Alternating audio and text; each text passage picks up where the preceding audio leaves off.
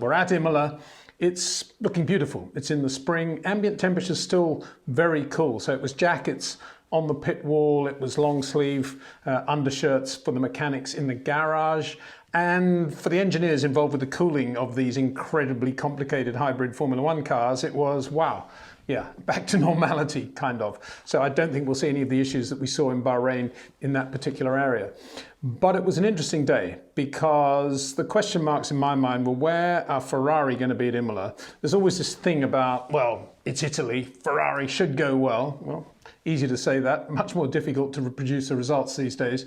And beyond that, the difference, of course, between Mercedes and Red Bull. Well, we haven't got all the answers after Friday because Max Verstappen did virtually no running in the second session. After 20 minutes, when they were just starting to get into it again, and he'd done his first run on the medium tyre, something broke at the back end of the Red Bull RB16 Honda. He made it back to the garage, but didn't go out again. So for all relevance in terms of Red Bull's performance, we have to look at the times from Sergio Perez, and we'll do that in just a minute. That meant, of course, that Mercedes were going to finish 1-2. It was very, very close between Valtteri and Lewis Hamilton. Valtteri looking very, very quick this weekend. Lewis looking really good as well. And the Mercedes looking really good, dare I say it.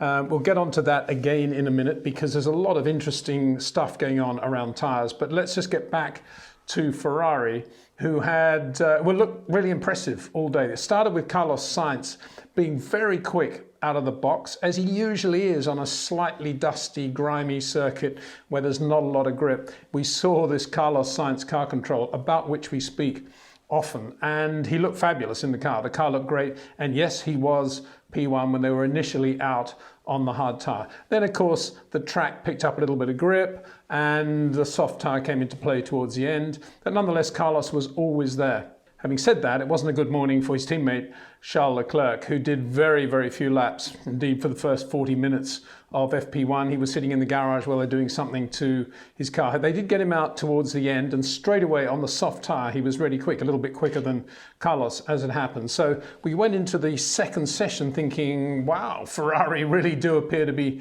really quick. How quick were they going to be when it came down to running some fuel in the car and getting into some sort of race mode? Well, this is where it gets a little bit complicated because for once, I think Pirelli need to be congratulated for this. There's very little performance difference between the hard tyre, the medium and the soft, the white, the yellow and the red. All three were used on long runs with fuel in the afternoon session on this Friday, and all three proved to be really good. Mercedes ran the medium tyre, as you would expect. That's probably what they're going to go for in Q2 tomorrow. But Ferrari split their options. They had Carlos Sainz on the soft tyre, Charles Leclerc on the medium tyre. Pierre Gasly ran both the medium and the soft. We'll get onto that in a minute as well. While at the other end, we had Williams also splitting their interests. George Russell on the hard tyre and Nicholas Latifi, who'd looked really good and had been quick in the Williams on Friday morning on the medium tyre. So we had a lot of data to look at and to digest.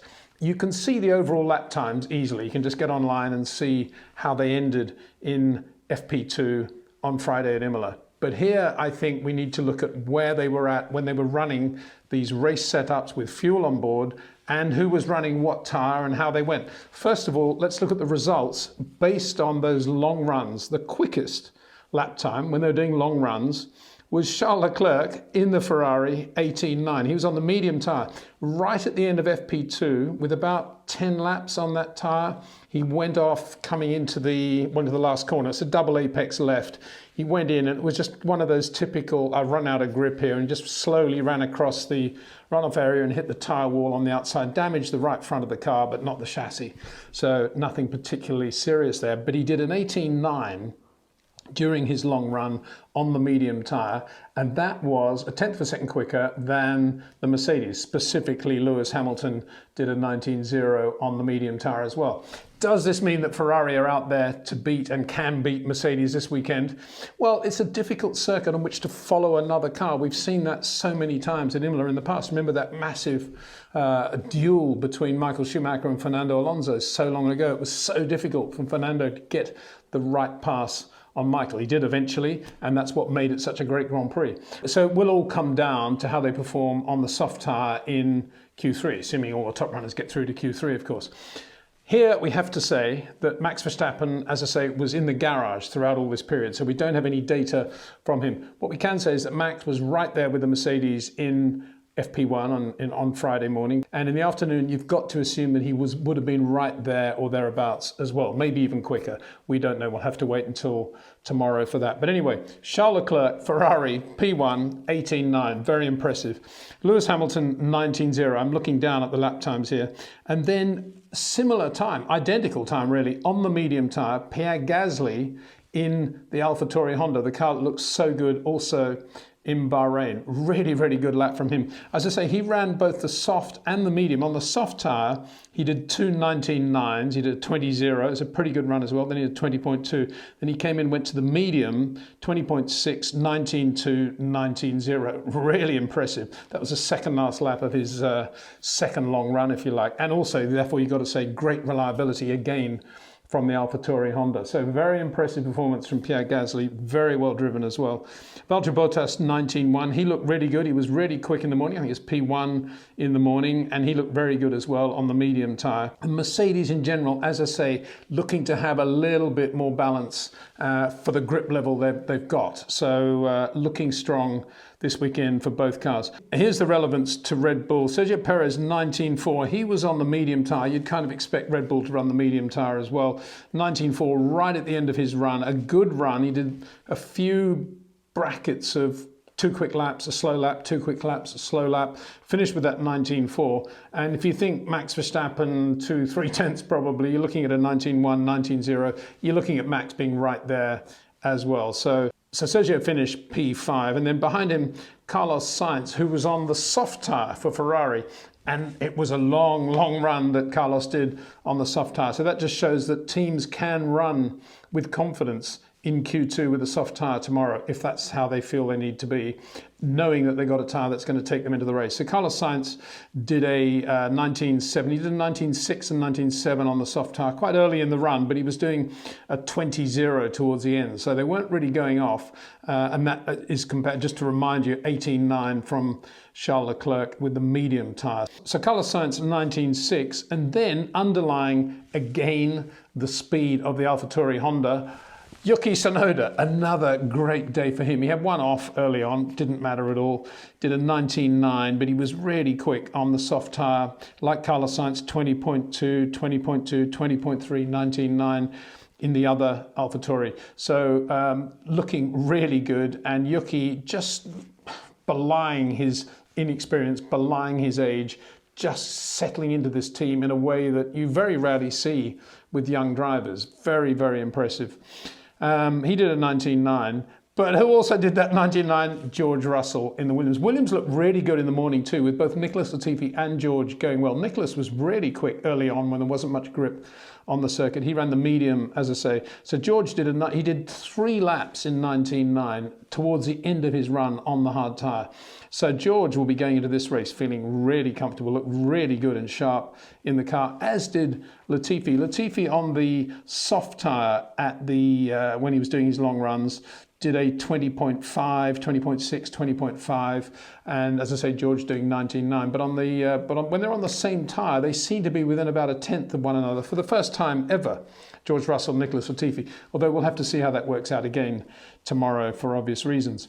Lando Norris again putting in a lot of good work with the McLaren Mercedes. McLaren doesn't look to be quite as quick and as sharp as it did in Bahrain. Particularly Daniel Ricciardo didn't seem to be particularly happy with the way things were going. He called some of these sectors underwhelming at one point.